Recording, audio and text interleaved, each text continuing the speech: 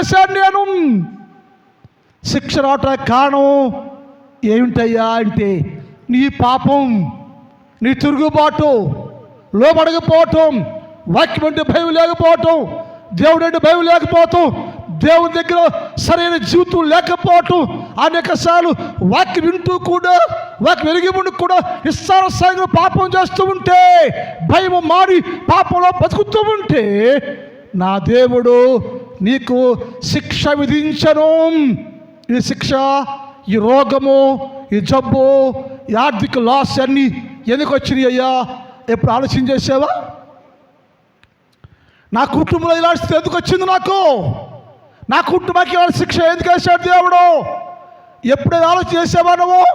నా ఒంట్లో మారని రోగం ఉందయ్యా, నా శరీరంలో కుదరని వ్యాధి నన్ను పట్టి పిడుస్తూ ఉంది.